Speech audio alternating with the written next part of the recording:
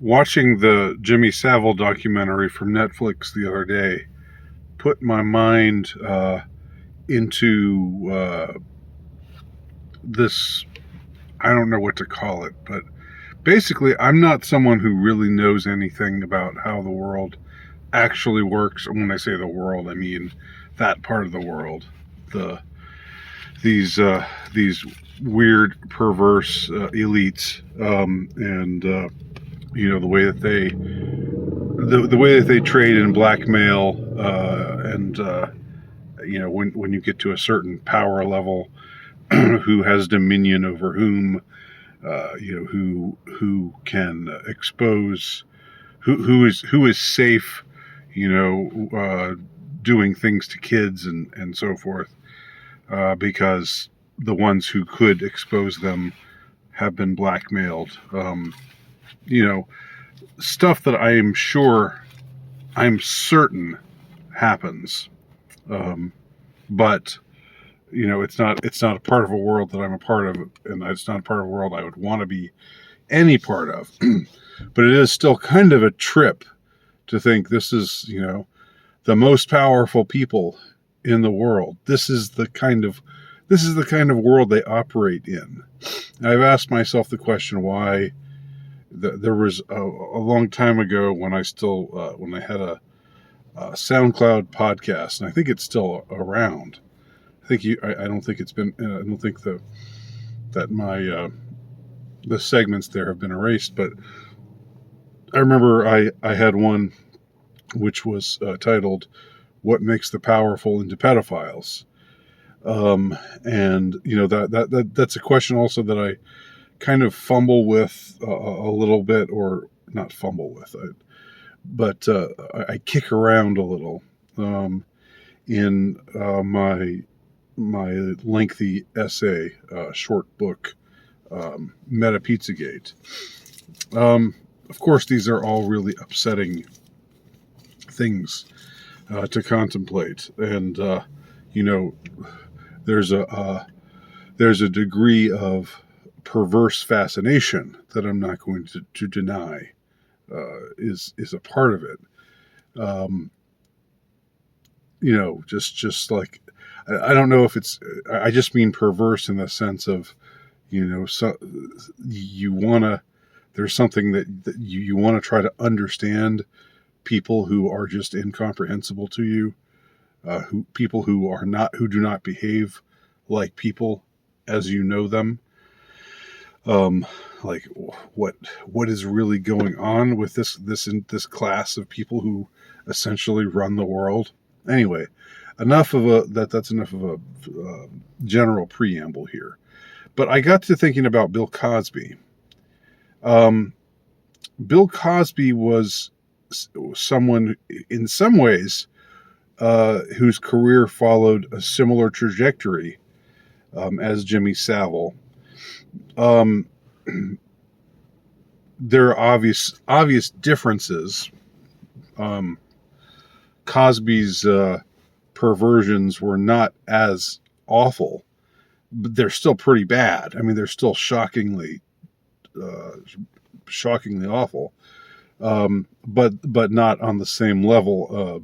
I think we can say there is a hierarchy of disgusting perversities, and I think that Savile's are worse, and he seems to have been more prolific in them, although Cosby seems to have had his own streak going in a lot of ways. So with Savile, he lived his whole life just doing his thing, going everywhere. Again, they give him keys to institutions, like what the people running the government say, oh yeah, we'll just let this guy who's an entertainer on the BBC, who has a couple of shows on the BBC, and who does charity work, we'll let him have the keys to Broadmoor, this mental institution with all these very dangerous but also very vulnerable people, and we'll just give him, we'll just let him just have the full run of the place, even though he's not a doctor, he's not a certified nurse, he's nothing, he doesn't belong there at all. But just because he's on TV, and he's an icon, like that shouldn't be enough to give you that kind of access. But basically, he has access to all. There's nothing there's nowhere he can't go. He can go into these girls' reform schools. He can go into these hospitals. He can go into this infamous mental hospital, but he also can just go into Buckingham Palace and chat with the royals, and he can go hang with Margaret Thatcher, the prime minister, and everything like that. So his case is really quite unique because I have the sense that his power level, on in this echelon of perverted, powerful people, good alliteration there. He must have been at or near the top, because just look at what he was allowed to do. Just look at even before the revelations all came out, even when it was all just rumor, nobody thought to themselves, it's really peculiar that they are giving this guy giving him keys to these places where he can reach these vulnerable people. There's got to be some law against that. There's got to be something where you have to be certified to work in a mental hospital in order to have access to these kinds of things. But they gave him his own little house on the campus of this mental hospital and everything. Anyway, his power level was really, must have been almost at the very top. He must have had all kinds of blackmail, all kinds of blackmailable material that kept people who could have called him on the carpet, could have brought him down. He kept them in check. Now, Bill Cosby, for those not old enough to remember, was a superstar. He was like America's dad in the 80s. The Cosby Show was the top-rated show across the nation, and everybody watched it. And it was this, big family-friendly kind of thing. And it was, I never watched it. I always just sort of thought, Cosby Show, Family Ties. That was the Thursday nights on NBC, Cosby Show, Family Ties, Cheers, and Night Court. And I was just like, mainstream America. I was this alienated teenager. I didn't know how weird Bill Cosby really was. But he had this show in the 80s, and he did Fat Albert, he did a bunch of other things. His power level probably wasn't Jimmy Savile level, but he still was enormously popular, enormously famous. He was an icon.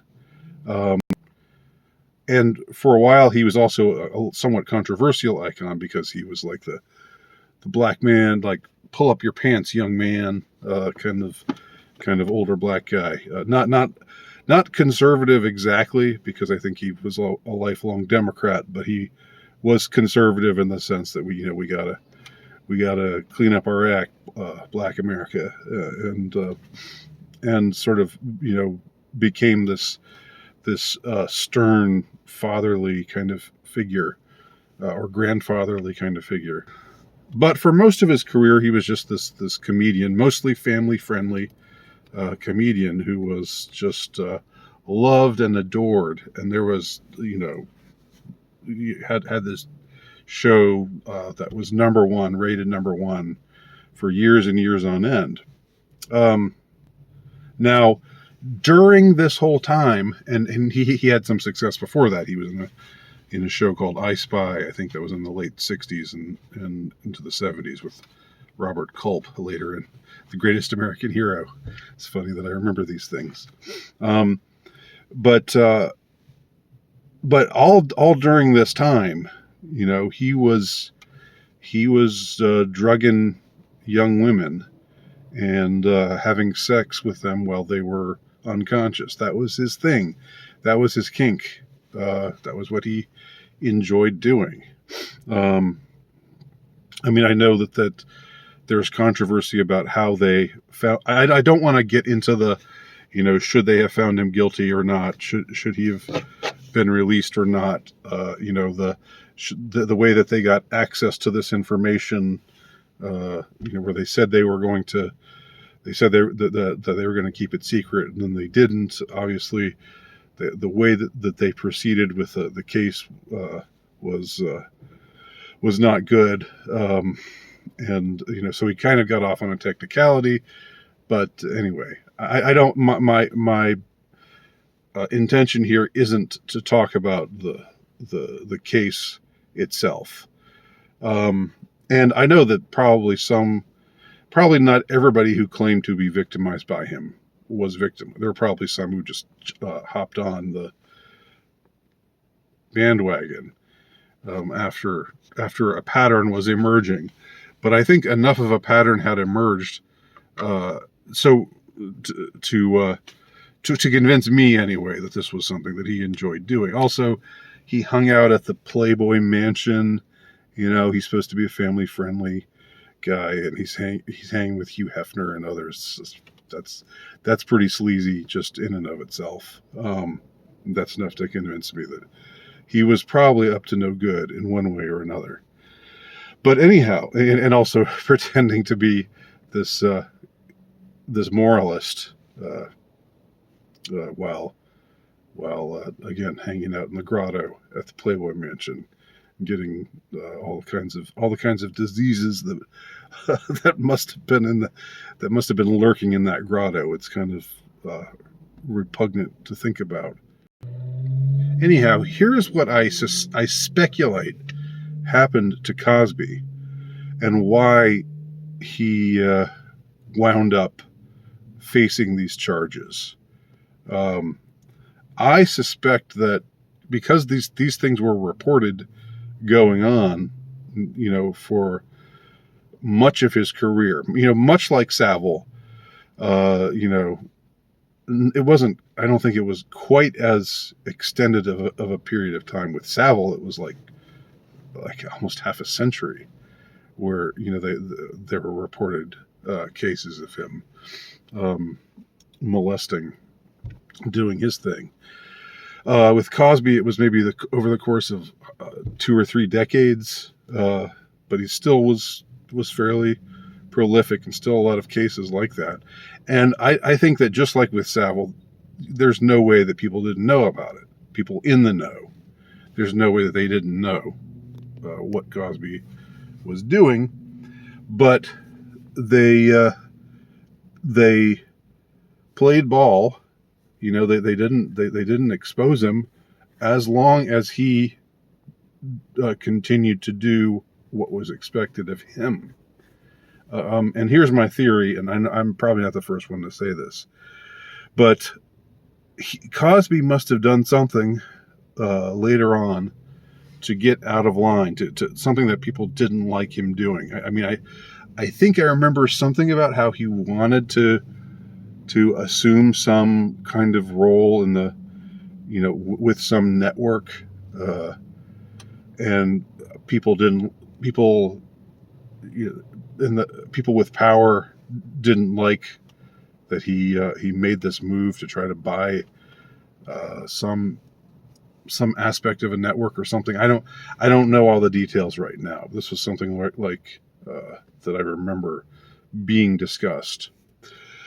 And then that must have been it. There must have been some point at which they just decided, they've got all this stuff on him, so he's going to stay in line. And then he just got out of line and wouldn't get back into line. And then they said, "Okay, Bill, you asked for it. We're going to release all this stuff now and let the world know what a sicko you are." And so Cosby, either due to not being of the same power level, or maybe, I don't know, maybe Savile, for all of his outrageousness, maybe he still, in a way, just stayed in line and, didn't do anything that he wasn't, like, he just kept doing his charity work, and he kept doing, hosting shows, and he kept being this iconic British personality, and didn't really rock the boat that much. Sorry. And so maybe they never really had reason to expose him. Whereas Cosby, it seems, got out of line. He did something to make the powers that be around him decide to flip this switch. And that must be what it's like.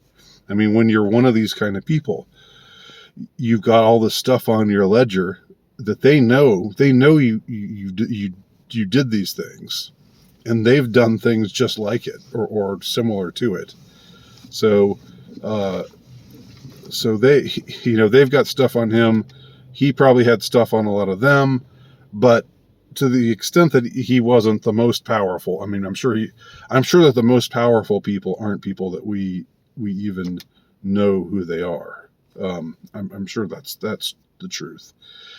And in Savile's case, he probably never did anything to upset those really, really powerful people. Whereas in Cosby's case, he must have rocked the boat, and then they decided, okay, we're going to put this stuff out there. We're going to put this tip out there, however they released it to the media, and we're going to bring Cosby down a notch because he got too big for his britches, and now we're going to have to punish him and show the world the kind of things that he was up to. So that must have been what worked, the way things worked in Bill Cosby's case.